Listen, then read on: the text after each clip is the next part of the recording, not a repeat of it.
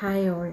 നമ്മൾ ഇന്ന് ഗുണനസമവാക്യം എന്ന പാഠഭാഗത്തിലെ തുകകളുടെ ഗുണനം എന്നൊരു ചെറിയൊരു ഭാഗത്തെക്കുറിച്ചാണ് പഠിക്കുന്നത്. നമുക്കെല്ലാവർക്കും അറിയാം, ഗണിതത്തിൽ എന്താണ് ചില സ്ഥിരമായിട്ടുള്ള സമവാക്യങ്ങളുണ്ട്. അതുപയോഗിച്ച് നമുക്ക് ബീജഗണിത രീതികൾ ലഘൂകരിക്കാനും വിപുലീകരിക്കാനും ഒക്കെ സാധിക്കും. അപ്പോൾ അത്തരത്തിലുള്ളൊരു സമവാക്യത്തെക്കുറിച്ചാണ് ഇന്നിവിടെ പഠിക്കുന്നത്. നിങ്ങൾക്ക് ഈ പേര് കേൾക്കുമ്പം തന്നെ അറിയാം, ഗുണനസമവാക്യം എന്ന് പറയുമ്പോൾ എന്തായിരിക്കും? ഗുണനമായിട്ട് ബന്ധപ്പെട്ട എന്തോ ഒരു സമവാക്യമാണ് നമ്മൾ പഠിക്കാൻ പോകുന്നത്, അല്ലേ? നമുക്കിനി ഒന്ന് നോക്കിയാലോ. അതിനു മുമ്പായിട്ട് ടീച്ചർ ചോദിക്കുകയാണ്, ഒരു ചതുരത്തിൻ്റെ പരപ്പളവ് കാണാൻ എല്ലാവർക്കും അറിയാമല്ലോ.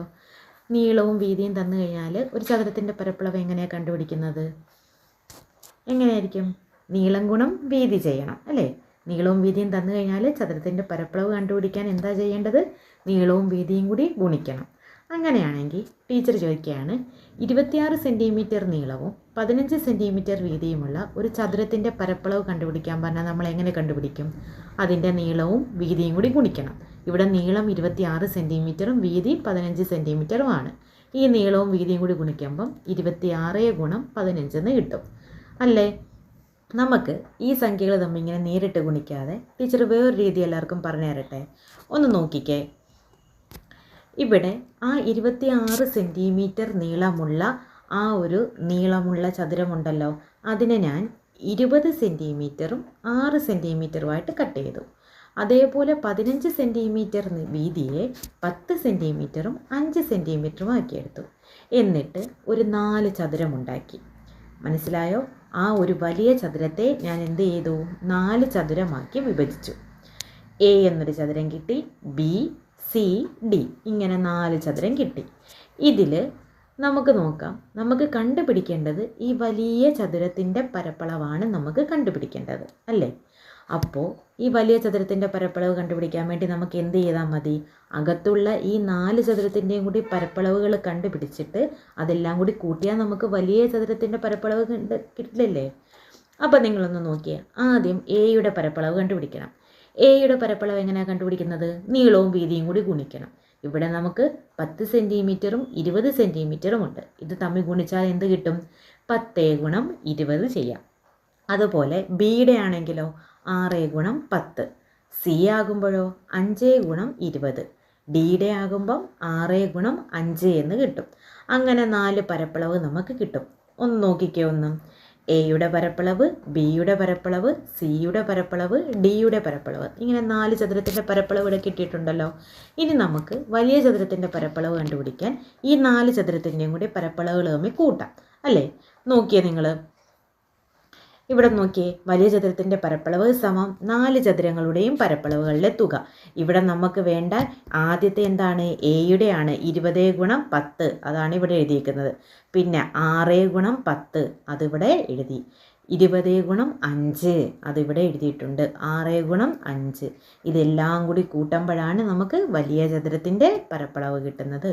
20 ഗുണം 10 പ്ലസ് 6 ഗുണം 10 പ്ലസ് 20 ഗുണം 5 പ്ലസ് 6 ഗുണം 5. 20 ഗുണം 10 ചെയ്യുമ്പോൾ എത്ര കിട്ടും? 200. 6 ഗുണം 10 ആകുമ്പം 60. 20 ഗുണം 5 100. 6 ഗുണം 5 30. നമുക്ക് 4 കൂടി കൂട്ടാലോ. 200 പ്ലസ് 60 പ്ലസ് 100 പ്ലസ് 30 നമുക്ക് ചെയ്യുമ്പോൾ എത്ര കിട്ടും? 390 ചതുരശ്ര സെൻറ്റിമീറ്റർ എന്ന് നമുക്ക് കിട്ടും, അല്ലേ? അപ്പം നമ്മളിവിടെ വലിയ ചതുരത്തിൻ്റെ പരപ്പളവ് കണ്ടുപിടിച്ചു. ഇനി നിങ്ങളൊന്ന് നോക്കിക്കേ. നമുക്ക് വേണ്ട വലിയ ചതുരത്തിൻ്റെ പരപ്പളവ് എന്ന് പറഞ്ഞാൽ 26 സെൻറ്റിമീറ്റർ നീളവും 15 സെൻറ്റിമീറ്റർ വീതിയുമായിരുന്നു.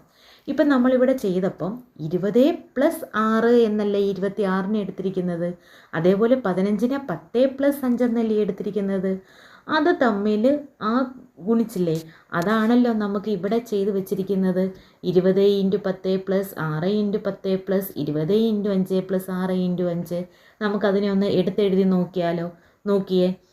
20 പ്ലസ് 6 ഗുണം 10 പ്ലസ് 5 സമം 20 ഗുണം 10 പ്ലസ് 6 ഗുണം 10 പ്ലസ് 20 ഗുണം 5 പ്ലസ് 6 ഗുണം 5. നമുക്ക് അങ്ങനെ എഴുതിയിരിക്കുന്നില്ലേ? ഇവിടെ എന്താ നമുക്ക് മനസ്സിലാക്കിയിരിക്കുന്നത്? അതിനെ മാറ്റി എഴുതാമെന്ന് മനസ്സിലായല്ലോ. നിങ്ങളൊന്ന് നോക്കിക്കേ. എങ്ങനെ പറയാം അതിനെ? തുകയെ തുക കൊണ്ട് ഗുണിക്കാൻ ആദ്യത്തെ തുകയിലെ ഓരോ സംഖ്യയും രണ്ടാമത്തെ തുകയിലെ ഓരോ സംഖ്യ കൊണ്ടും ഗുണിച്ച് ഗുണനഫലങ്ങളെല്ലാം കൂട്ടണം. എന്താ ഇവിടെ പറഞ്ഞിരിക്കുന്നതെന്ന് നിങ്ങൾക്ക് മനസ്സിലായോ? അപ്പം നമുക്ക് ബീജഗണിതം ഉപയോഗിച്ച് എങ്ങനെ പറയാൻ പറ്റും? എക്സ്, വൈ, യു, വി എന്നീ ഏത് 4 അതിസംഖ്യകൾ എടുത്താലും x plus y into u plus v സമം x u plus x v plus y u plus y v. ഇവിടെ എന്താണ്? ആദ്യത്തെ തുകയാണ് എക്സ് പ്ലസ് വൈ, രണ്ടാമത്തെ തുകയാണ് യു പ്ലസ് വി. അപ്പോൾ ഈ തുകയെ തുക കൊണ്ട് ഗുണിക്കാൻ വേണ്ടി എന്താ ചെയ്തത്? ആദ്യം എക്സ് യു ചെയ്തു, പിന്നെ എക്സ് വി ചെയ്തു, പിന്നെന്താണ്? വൈ കൊണ്ട് യുവിനെ ഗുണിച്ചു, വൈ കൊണ്ട് വിയെ ഗുണിച്ചു. മനസ്സിലായോ? നമുക്കതാണ് ഇവിടെ കിട്ടിയിരിക്കുന്നത്. നമ്മളപ്പോൾ ഇന്ന് പഠിച്ച സമവാക്യം എന്താണ്? X plus y into u plus v സമം x u plus x v plus y u plus y v. എല്ലാവർക്കും മനസ്സിലായല്ലോ?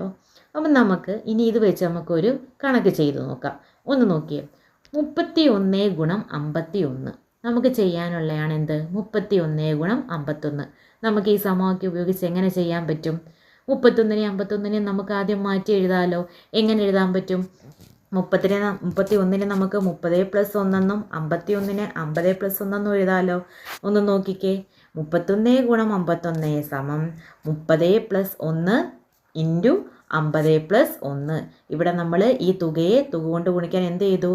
ആദ്യം 30 ഗുണം 50 പ്ലസ് 30 ഗുണം 1 പ്ലസ് 1 ഗുണം 50 പ്ലസ് 1 ഗുണം 1. 30 ഗുണം 50 ചെയ്തപ്പം 1500 കിട്ടി. 30 ഗുണം 1 ചെയ്തപ്പോൾ 30 തന്നെ. 1 ഗുണം 50 ചെയ്തപ്പോൾ 50. 1 ഗുണം 1 ചെയ്തപ്പം 1. ഇതെല്ലാം കൂടി കൂട്ടുമ്പോൾ നമുക്ക് എത്ര കിട്ടുന്നത്? 1500 പ്ലസ് 30 പ്ലസ് 50 പ്ലസ് 1. 50ഉം 30ഉം 80 പ്ലസ് 1 81. 1581 നമുക്ക് ആൻസർ കിട്ടും. എല്ലാവർക്കും മനസ്സിലായോ? നമ്മളപ്പോൾ ഇന്ന് പഠിച്ച സമവാക്യം എന്താണ്? X plus y into u plus v സമം x u plus x v plus y u plus y v. ഈ ഒരു സമവാക്യം വെച്ച് നമുക്ക് ഇനി കൂടുതൽ കണക്കുകൾ അടുത്ത ക്ലാസ്സിൽ ചർച്ച ചെയ്യാം. എല്ലാവർക്കും മനസ്സിലായെന്ന് വിശ്വസിക്കുന്നു. Thank you.